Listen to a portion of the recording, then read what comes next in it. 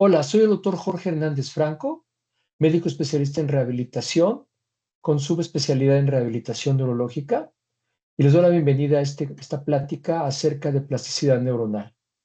Voy a enfocarme sobre todo en enfermedad vascular cerebral y esclerosis múltiple como elementos importantes en el proceso de rehabilitación en cuanto a la plasticidad. Cuando un paciente sufre un daño neurológico, va a empezar un viaje muy largo, un recorrido muy largo, el cual tiene como elemento muy importante la rehabilitación. Vemos que puede pasar, dependiendo del contexto cultural y económico social o del sistema de salud de cada lugar, por diferentes formas de tratamiento que pueden ser medicamentos, aparatos ortopédicos, rehabilitación física, algún tipo de sustancia que nos ayude, como puede ser la toxina botulínica para manejar la espasticidad, o bien tecnologías avanzadas que algunas de ellas aún falta probar su efectividad. Uno de los temas principales cuando hablamos de, de problemas de daño al sistema nervioso central es el tiempo que tenemos para recuperar un paciente. En este caso, sobre todo en el paciente con enfermedad vascular cerebral, está un poquito más entendido que es un periodo entre 6 a 6 meses para recuperar la capacidad, dependiendo obviamente del daño que sufrió a nivel central. En el caso de esclerosis múltiple es variable porque cada paciente es diferente y depende mucho de los brotes que pueden tener. Entonces tenemos una etapa muy importante para la recuperación y debemos ser muy eficientes en los acercamientos o estrategias que apliquemos y tratar de tener una buena comunicación entre el equipo interdisciplinario, neurólogos, neurocirujanos, rehabilitadores, terapeutas físicos, de lenguaje, psicólogos, psiquiatras, para poder implementar un tratamiento de manera completa. Uno de los elementos que más nos llama la atención es poder medir esta plasticidad o esta recuperación y pues no solamente son escalas de fuerza o de sensibilidad, sino tienen que ver más que nada con la funcionalidad, como esta escala de box and block, en el cual el paciente pasa de un lado a otro en un tiempo determinado algunos palos de colores y nos habla sobre su destreza, su funcionalidad en la mano, o bien puede ser una prueba de coordinación, como esta prueba de las 9 clavijas, en la cual el paciente tiene que poner esas clavijas en estos 9 agujeros en un determinado tiempo. O bien puede ser una escala, sobre todo, que se aplica en la enfermedad vascular cerebral, como la escala de Fugel-Meyer, que sobre todo no solamente evalúa función motora, sino también la coordinación, la presencia de dolor, la presencia de limitación en el rango articular, pero en el paciente con enfermedad vascular cerebral, la presencia de sinergias, que son movimientos o patrones de movimiento anormales. Esto también se presenta en el paciente con esclerosis múltiple, aunque el paciente con esclerosis múltiple no utiliza la escala de Fugel-Meyer, sino se utiliza más bien una grabación y se ve que tanto puede desarrollar el movimiento como vimos anteriormente en la escala de Box and Block o lo que es la prueba de las 9 clavijas.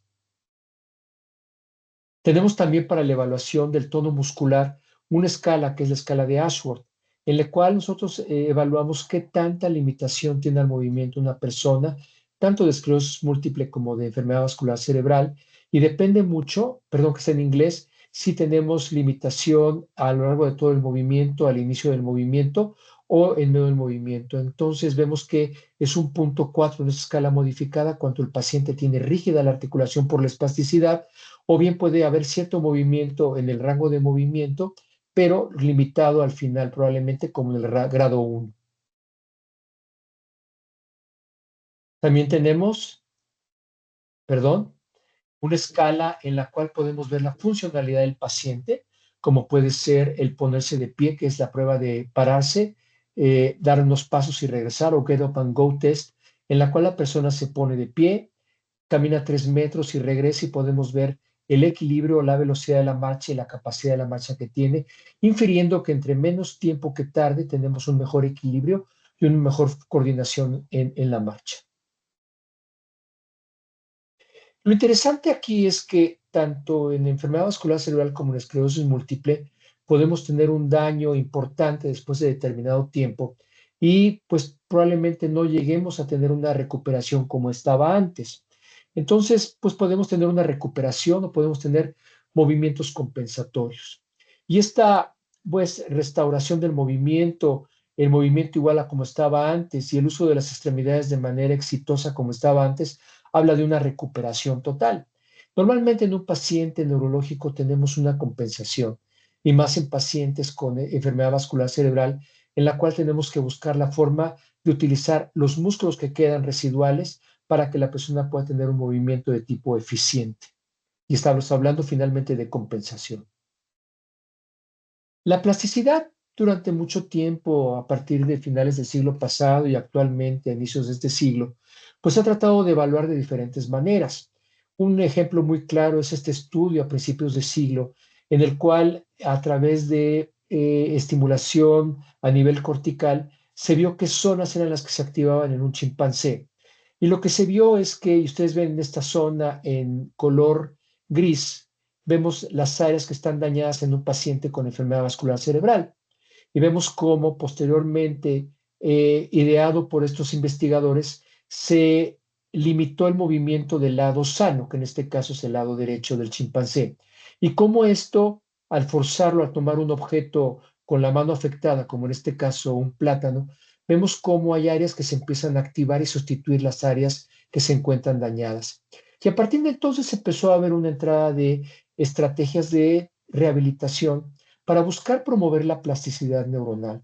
Esto finalmente no probó ser la solución a todo, pero sentó bases para ir buscando cómo forzar estos cambios y no solamente como se pensaba a principios de este siglo, formar nuevas conexiones, sino principalmente utilizar las áreas que se encuentran sin daño, sea esclerosis múltiple o sea enfermedad vascular cerebral, para que se pueda recuperar cierta capacidad de movimiento, pero sobre todo funcional. Recordemos que no es hablar de curación y recuperación total, sino de rehabilitación.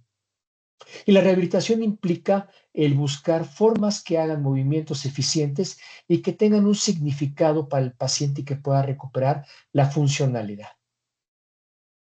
¿Cómo podemos definir plasticidad entonces? Pues hay varias definiciones, pero a mí me gusta este de Ferrer, en la cual se define como una capacidad para mostrar modificaciones cerebrales, estructurales y o funcionales persistentes en respuesta a cambios extrínsecos o intrínsecos, como la alteración sensorial, el aprendizaje normal o alguna lesión. Los cambios estos neuroplásticos son después de una lesión y pueden ocurrir independientemente de las intervenciones terapéuticas. Esto quiere decir que no es raro que pacientes que no reciben terapia tengan ciertos cambios que son derivados de movimientos que hacen ellos en manera pues empírica, podemos decir, y esto permite que tengan mayor recuperación de movimiento. La evidencia en humanos, como vimos anteriormente en chimpancés, esto es con estudios, pero en humanos puede ser todavía controvertida, porque vemos imágenes en resonancias magnéticas funcionales actualmente, en la cual vemos cómo se activan áreas que no se activaban o se ven más áreas activadas después de la estrategia que aplicamos, pero es una manera indirecta de hablar de plasticidad. Actualmente están desarrollando biomarcadores que nos permiten ver a nivel de transmisores qué son los elementos importantes para poder determinar qué tal o cual estrategia está produciendo una plasticidad mayor en el paciente neurológico.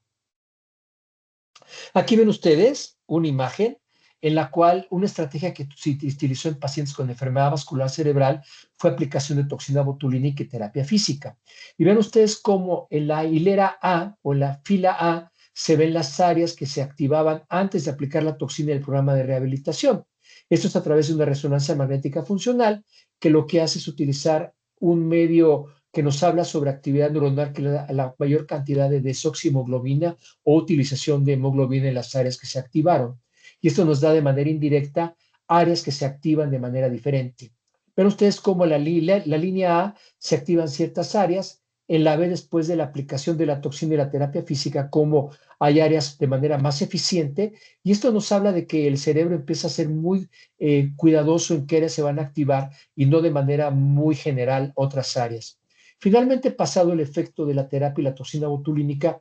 vemos cómo disminuye esta modulación y regresa otra vez a ciertas áreas, como vemos al final de esta imagen, similares al inicio de lo que teníamos. Estudios iniciales hablaban sobre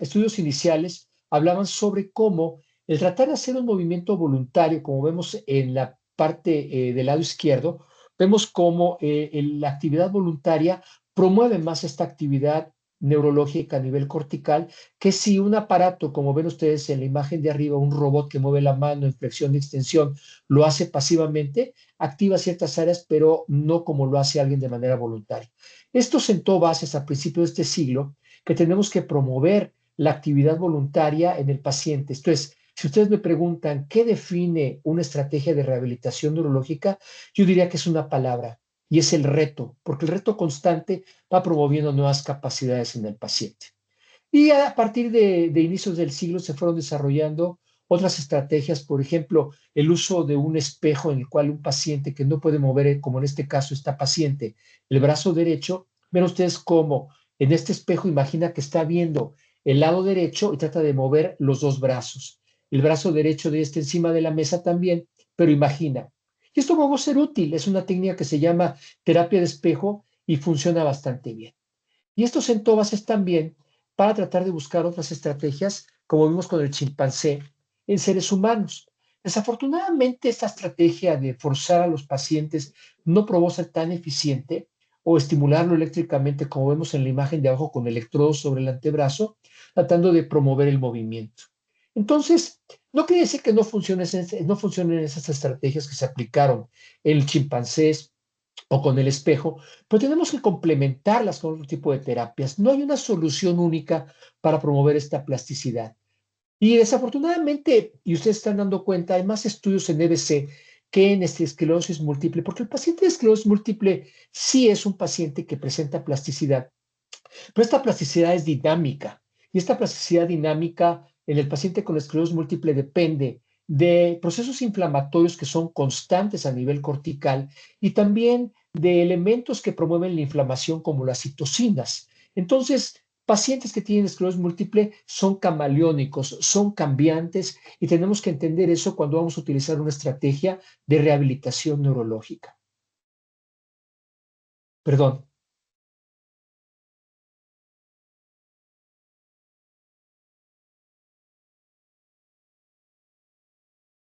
A partir de esta idea del espejo,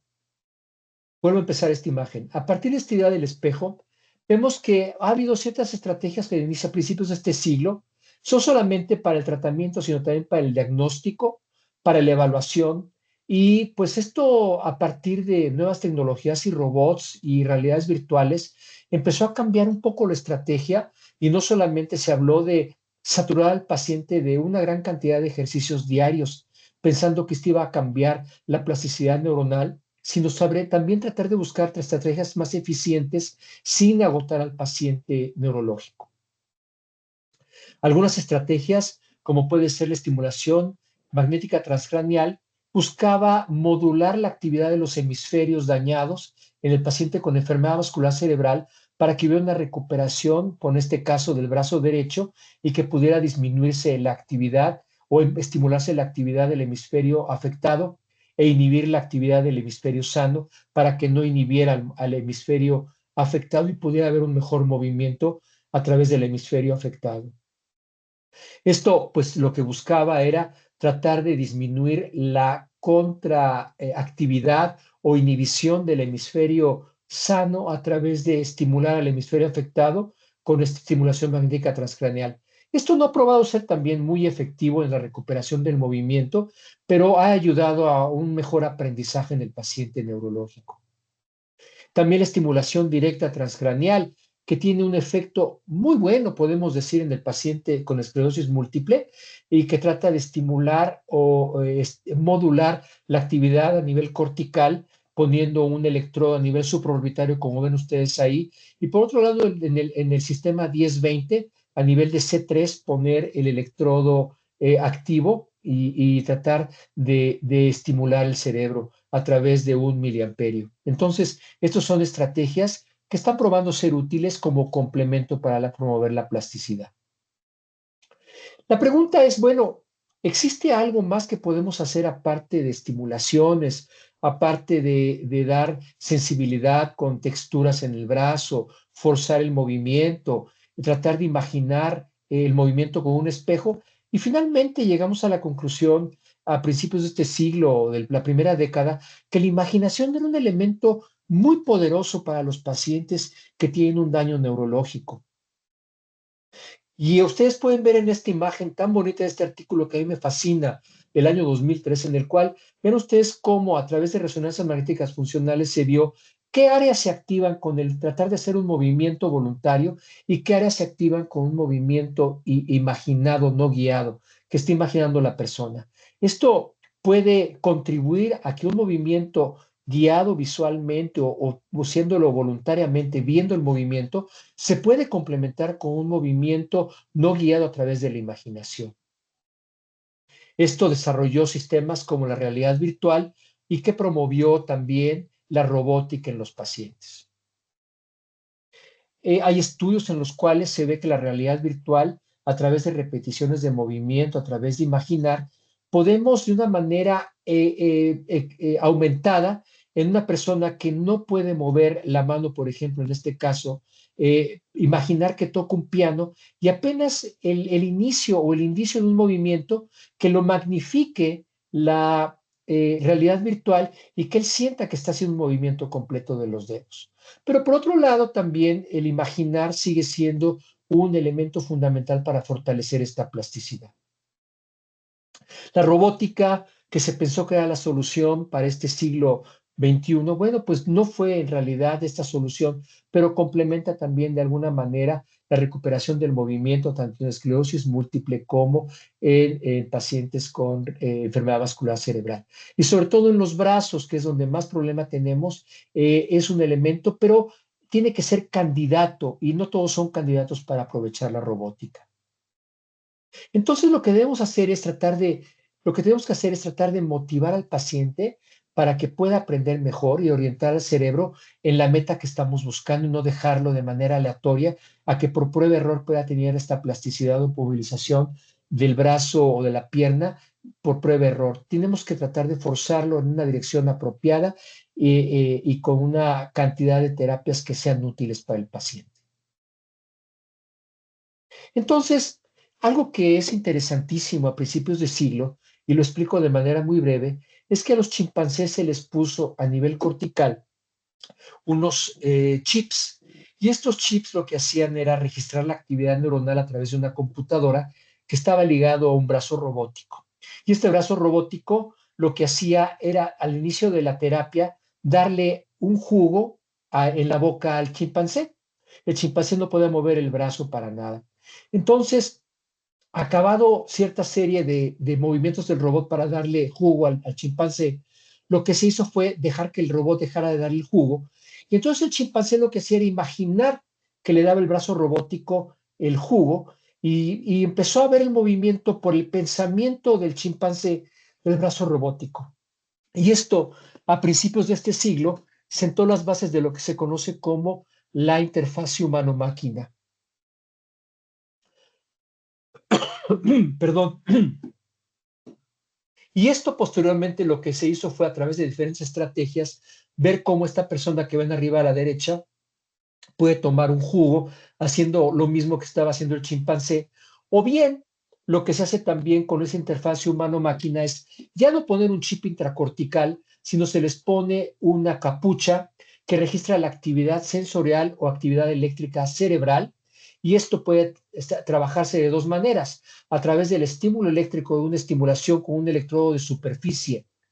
como un electrodo de estimulación eléctrica muscular a nivel de brazo o a nivel de la pierna, o bien un exoesqueleto que también va a registrar esta actividad neuronal y va a fortalecer en un sistema más eficiente la imaginación del paciente a hacer un movimiento,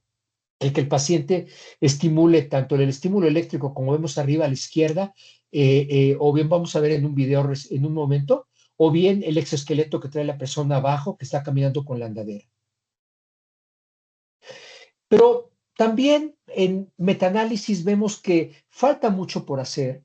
y vemos en este forest plot del lado derecho cuáles son las técnicas que rebasan a otras y vemos que el mental o la imaginación rebasa todavía al robot por mucho, o bien al uso forzado que es CIMT, que significa Constraint Induced Movement Therapy, y que se aplica tanto en esclerosis múltiple como en EBC.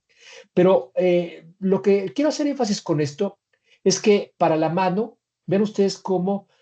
no hay todavía datos de pensar que la robótica o la realidad virtual son la respuesta, sino que es lo más fácil probablemente, y en la base de la experiencia que tenemos, es la recuperación del movimiento del hombro y del codo. Entonces, hablando de la mano es donde tenemos mayor problema, es donde tenemos que hacer más énfasis en la rehabilitación. Y por otro lado, en un estudio más reciente, en el año 2018, se vio que está recomendada sobre todo para recuperación de la terapia. Y repito, no hay tanto estudio en esclerosis múltiple, pero podemos hacer una inferencia en base a estudios en enfermedad vascular cerebral, sobre todo la estimulación eléctrica, lo que hablábamos de forzar el uso del brazo afectado o la biorretroalimentación. Perdón. Y esto lleva a, pues, uno de los puntos que me parece muy interesante actualmente, que es de lo que hablé brevemente, que es la interfaz humano-máquina. Y esto lo que hace es tratar de reclutar las áreas cerebrales a través de la activación muscular. Y tratamos de homologar las ondas cerebrales, como ven ustedes a la izquierda, electroencefalográficamente hablando, junto con una estimulación electromiográfica, que puede ser, como mencionó yo anteriormente, con un exoesqueleto o con un estimulador a nivel del brazo o de la pierna. Y esto hace que haya una coherencia mayor en esta imaginación de lo que hace el paciente para tratar de mover o recuperar el movimiento.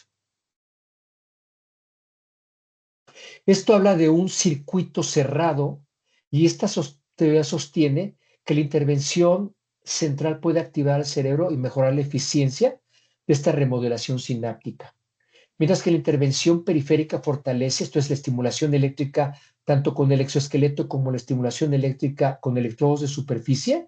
fortalece la información sensorial y retroalimenta el sistema nervioso promoviendo la formación de sinapsis. Y tiene como objetivo facilitar la remodelación funcional del cerebro y promover mejor los resultados de la rehabilitación. Y en esto hay mayor evidencia en esclerosis múltiple también, junto con la enfermedad vascular cerebral. Y créanme que la respuesta ha sido muy buena en pacientes con esclerosis múltiple, porque hablar de un padecimiento que es progresivo, que es único, le da una ventana de oportunidad a un paciente con un padecimiento con esas características progresivas y que promueve esta plasticidad de manera más puntual y más eficiente. Hay artículos muy interesantes en los cuales la interfaz humano-máquina optimiza la conectividad en regiones frontoparietales en pacientes que se estimula la función y la atención. Y esto es algo que hemos visto con la interfaz humano-máquina en cuanto a mayor atención y mayor compromiso para recuperar el movimiento, a diferencia de si lo ponemos a hacer cierto número de repeticiones con un robot o con una realidad virtual, a diferencia de promover esta atención en los pacientes. Algo que llama la atención es este esquema en el cual ven ustedes cómo a través de la computadora la persona va a poder trabajar con esta pantalla de recuperación. Entonces, la secuencia es la capucha que va a estar dando este registro de imaginación con ondas cerebrales. Se busca que sean ondas entre 12 a 15 hercios, que son la que se conoce como una frecuencia sensorimotora, y esto va a ocasionar que tengamos un estímulo a nivel de estos receptores simplemente por la imaginación, y esto va a mover la pierna o el brazo y esto va a cerrar el circuito de una manera mucho más eficiente, a diferencia de si no tuviéramos este registro de la imaginación y solamente con los electrodos le dijéramos al paciente, trata de mover tu pierna o tu brazo y te voy a mandar un electrodo yo personalmente. Aquí ven ustedes una paciente que trata de hacer el movimiento por la imaginación y en esta sensorimotora, aquí ponen de 9 a 15 hercios, pero depende del autor, puede ser de 13 a 15 hercios. Y esto es lo que promueve mayor eficiencia cortical para recuperación de movimiento. A través de una realidad virtual ella ve que toca una batería se hace aquí una homologación de ondas cerebrales y se ve la recuperación. Por último, hay estudios muy interesantes en lesionados medulares y obviamente tiene cierto impacto este estudio en pacientes con esclerosis múltiple por la afectación que puede tener un paciente con esclerosis múltiple a nivel medular, en la cual con humanos, con estímulos interfaz humano-máquina, se vio que había una capacidad de poder disminuir en la escala de Asia a los pacientes con lesión medular a un nivel mucho mejor. Y a mí me pareció sensacional este artículo en el cual no solamente les ponían una realidad virtual con este visor, sino que también les ponían la interfaz humano-máquina y también los ponían en una banda sin fin, como vimos con estos robots, y tratábamos también con el exoesqueleto, tratar de que mejoraran estos pacientes. Es impresionante cómo en lesionados medulares, según el candidato con una lesión incompleta, puede haber un cambio importante si lo bombardeamos, por decirlo de una manera, más clara, con tantos estímulos. Vemos que el estímulo más eficiente ayuda a estos cambios importantes en el paciente neurológico. El mensaje finalmente es que seamos más creativos en el paciente y para sobre todo neurólogos, neurocirujanos y médicos en rehabilitación, dos elementos fundamentales como mensajes para llevar a la casa. Número uno,